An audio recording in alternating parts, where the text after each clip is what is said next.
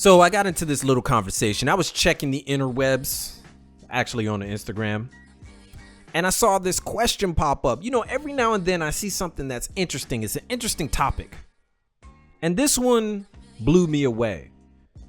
What I saw was who had the better brands, America or Japan.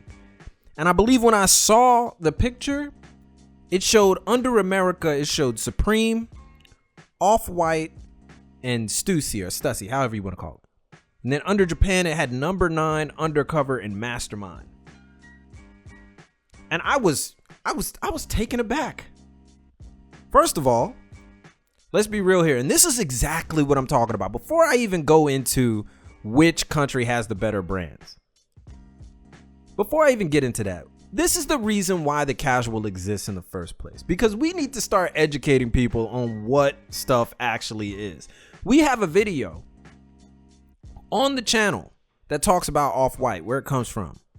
Off-White is not positioned as an American brand. It's positioned as an Italian brand. Its first flagship was in Hong Kong. The second one, I believe, was in Tokyo. I don't think there's a flagship Off-White store in the States. Correct me if I'm wrong. I'm not sure. I haven't been there in a while. Forgive me if I'm wrong. But that's the reality. It's not, I mean, you could say he's an American designer. Virgil is an American designer. So therefore, Off-White is an American brand. I get that point. But this is the reason why we have these conversations. So we'll let that one slide. But the Japanese side, number 9, Undercover, Mastermind. Let's be real. Number 9 is not even designed by the original designer anymore. Takahiro Miyashita was the original designer for number 9. Now it's owned by the company that basically bought out number 9 from Takahiro Miyashita. Takahiro Miyashita is now on the runway doing like neo grunge for his newer project, Takahiro Miyashita the Soloist. But when you start bringing up number 9, that's not the brand that you bring up. Mastermind is definitely one that you probably would, that's in the purview of most people out west. They know what Mastermind is. It has a long tenured history, but it receives a lot of hate as of late. Within the last, I'd say 2-3 years, there's a lot of hate going towards Mastermind. And then you have Undercover. Undercover is simply known by most, I'm going to say this, I'm going to be real, by most American hypebeasts as the brand, the Japanese brand that collabs with Supreme. But other than that, most of the young people have no idea what Undercover is putting out besides U t-shirts. There's a couple of versed heads out there that are like, yeah, we know what Undercover is. So the argument becomes Undercover's entire purview, which is the runway and street fashion, because that's what it is. It hits all facets. Runway, streetwear, all of that. If we're going to be talking about streetwear. So it hits all of it.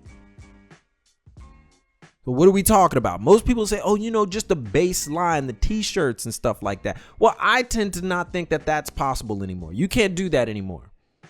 You can't just say, oh, just the basic stuff from Undercover. You can't do that anymore.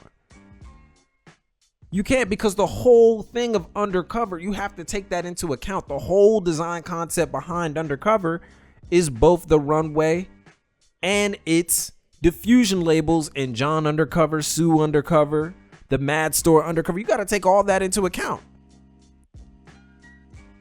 And then when you start talking about Mastermind, and I talked about how Mastermind is receiving a lot of hate, and that's mainly because people look at it as simple. So this is my issue. On one hand, Undercover's main line and the entirety of Undercover can't be considered because, you know, it's runway stuff for the most part, which street fashion and streetwear is entering the runway anyway. So, I mean, that argument's flawed on that premise. But then when you start talking about, oh, well, you can't just do it with Mastermind. It's high priced. You know, it's out there. It's simple. And it's not as fleshed out.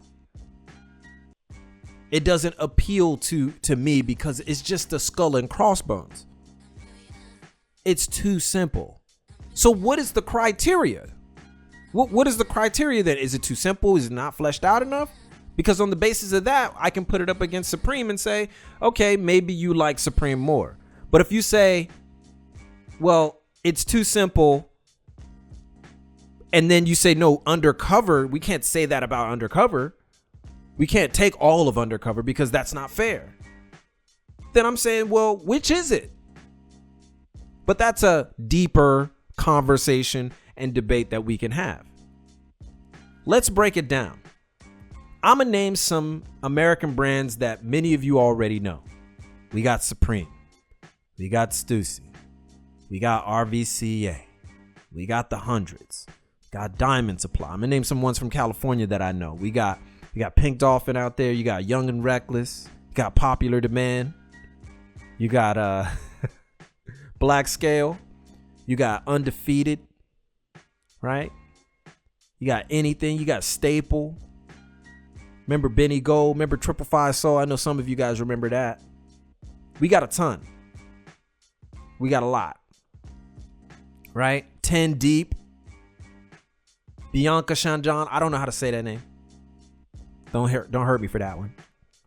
So we got some brands. We got some heavy hitters out there. Don't get me wrong. There's some heavy hitters in streetwear. But what is the biggest difference between streetwear in America and streetwear in Japan? The biggest, most glaring difference is that streetwear in America is based on the premise of the initial streetwear way. It was simple.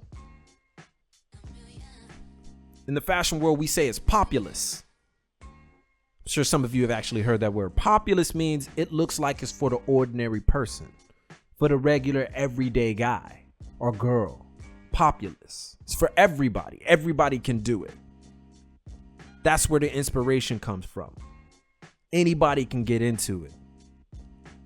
Some people say it's inclusive, but also trend-based, pop culture-based.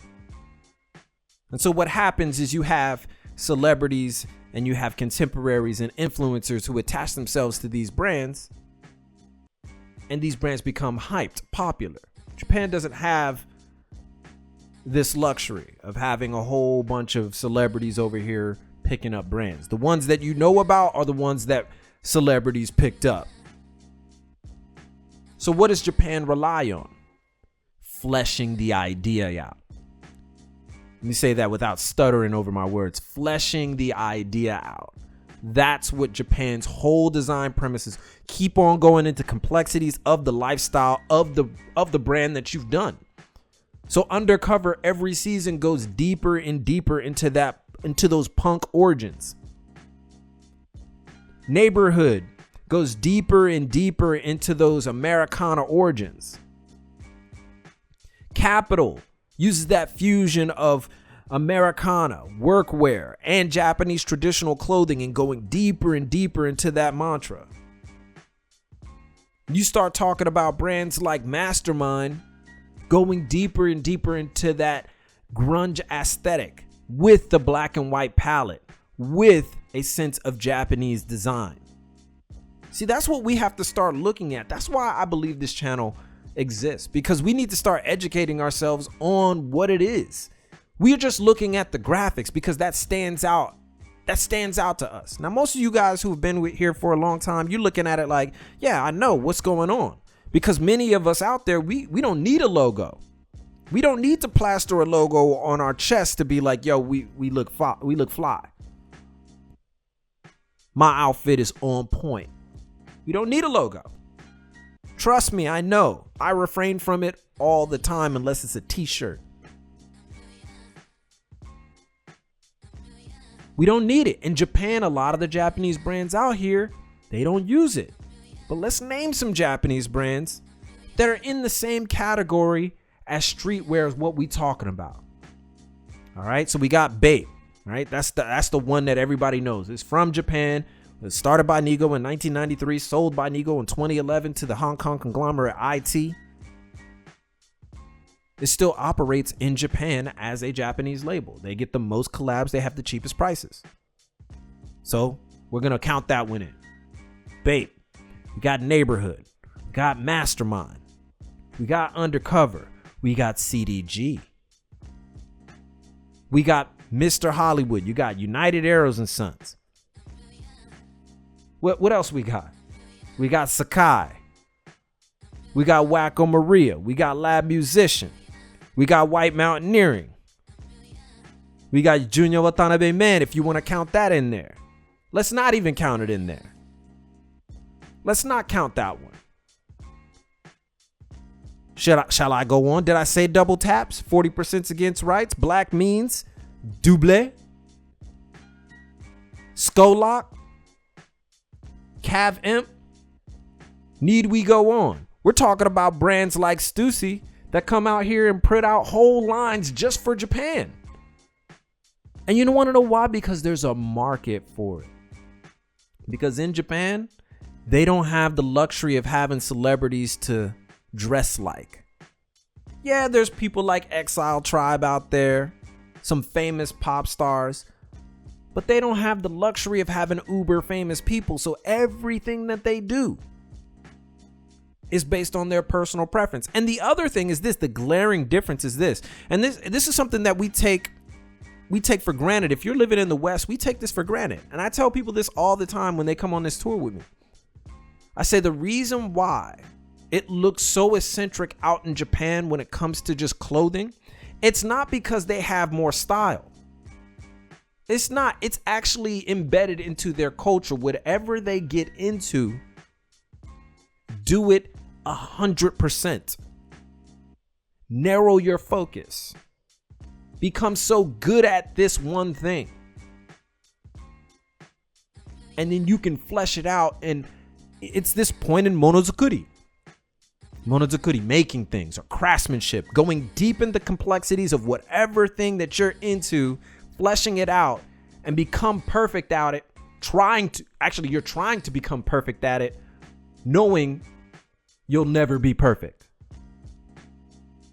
That permeates in fashion as well. The reason why Jun Takahashi continues to design for Undercover till this day is he's still fleshing out the idea. Because as the years pass, new ideas are presented to him. It's very easy for us to look at a brand like Supreme and just say, it's dope because so-and-so famous person wears it. Now, I don't have a problem with Supreme. I've never had a problem with Supreme. I've never had a problem with Off-White. I've never had a problem with Fear of God. I've never had a problem with brands that are hype. Never had a problem with them. I want to get that out of the bag right now. Never had a problem with them.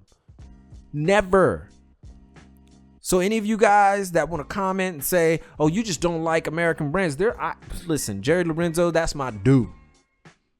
I like what Jerry Lorenzo's doing because I like grunge clothing. I like that aesthetic. But I was a big fan of Nirvana back in the day. That was me. So I like what Jerry did because it brought back something that kind of spoke to me. So we're going to debt that conversation already. There are things in American fashion that I love. But when it comes to fleshing out the idea, it's no contest. It's no contest. If you were going to say, which is a better grunge label? Did Number 9 do it better or Fear of God do it better? When Takahito Miyashita was on Number 9, was he doing it better? He was doing it before Jerry. The only difference is that you didn't know he was doing it. Come on, man. Blue Japan, Hollywood Ranch Market, North Face Purple Label, Nanamika. The options are endless. So when you're telling me who has better brands, if we're not even going to use streetwear brands and you just ask me who has better brands, at the end of the day, I would say this. I will concede that the most effective and the most endearing and the most popular brands in the world come from America. But that's mainly because the most popular anything comes from America. But if you're telling me about just the process, development, and just the variety, hands down, I got to give it to Japan. Now, as always, I am very flexible in my opinions. This is what makes me in particular. I'm not going to be like, man, I'm stuck in this idea. If you present an argument to me that's better than this argument right now, that I feel is better, then I might apply it to my own opinion. My opinions are very flexible, but you got to be really persuasive. I'm not going to be bullheaded. I'm not going to make fun of you. I'm not going to say your opinion is shit. I ain't going to say that. I'm just going to say, Jesus. Oh, yeah, I get that. I agree. I can't refute that. Too often we get too hell-bent on our opinions like they can't be flexible. That's all I'm saying. I think that Japan has better fleshed out brands. Just because the brands in America are popular don't make them better. Popular don't mean better. It don't mean better. Say, I can argue that Allen Iverson at one point in his career was more popular than Kobe Bryant. But I don't think a lot of people are saying Kobe Bryant was not as good as Allen Iverson, or Allen Iverson was way better than Kobe Bryant. There's some people out there, a lot of people in Philly. Little basketball talk. Anyway, that's the question. What do you guys think? Who has the better brands in this segment of the synopsis? Who has the better brands? America? In particular, America, not Europe. So we're not including that because there's some really sick